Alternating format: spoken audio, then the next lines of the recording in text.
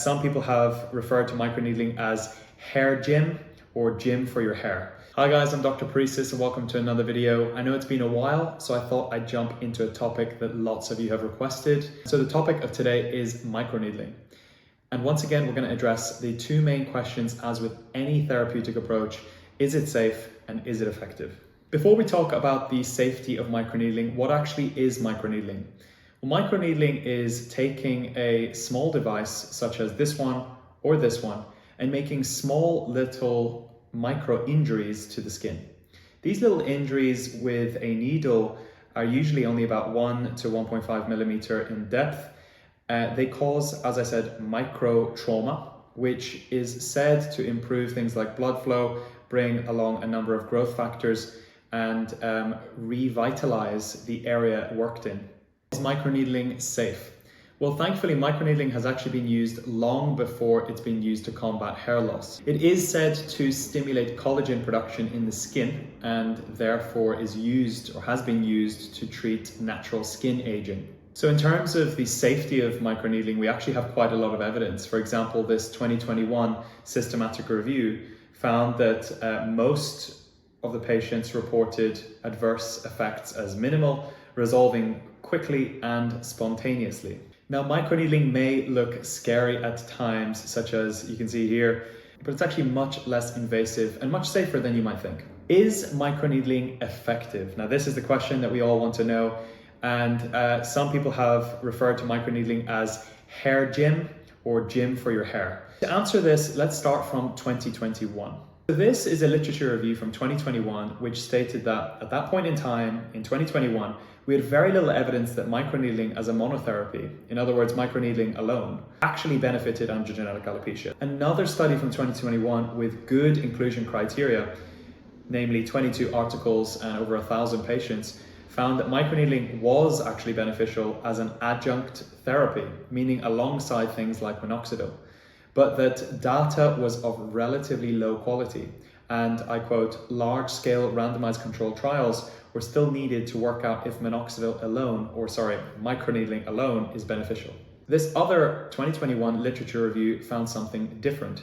It found that microneedling monotherapy actually significantly increased total hair count, more than topical minoxidil, 5% interestingly, but that the combination treatment of microneedling plus minoxidil increased total hair count significantly more than the microneedling did alone. Biggest limitations to this study were common limitations seen in lots of studies, namely the fact that very few studies on microneedling as a monotherapy were actually included, that there was a lot of variation in the treatment protocols.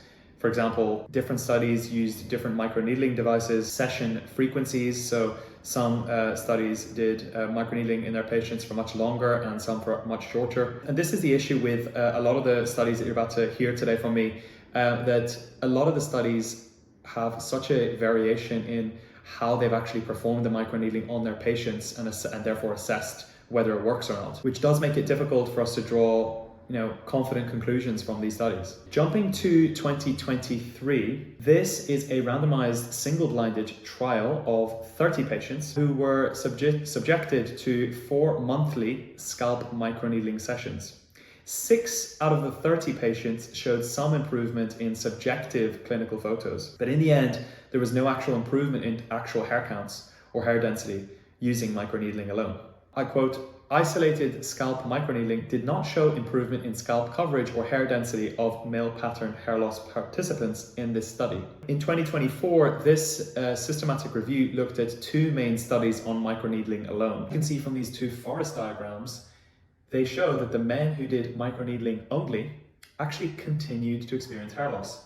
So far, up until 2024, I am not convinced that the research suggests that microneedling alone should be used as hair gym to actually combat androgenetic alopecia. It doesn't seem effective. Definitely seems safe, but not effective so far.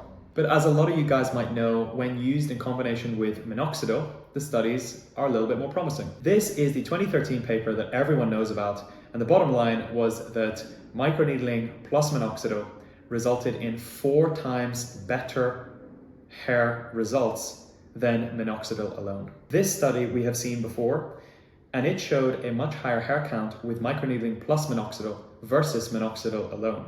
And they concluded by recommending at least a depth of 1 millimeter for at least 3 months, which is something I recommend to my patients as well. And you don't actually necessarily need to start off with 1 millimeter. Starting off with 0.5 is usually advised, and slowly building it up over time to 0.75, 1 millimeter, 1.25, and up to 1.5 millimeter is usually advised.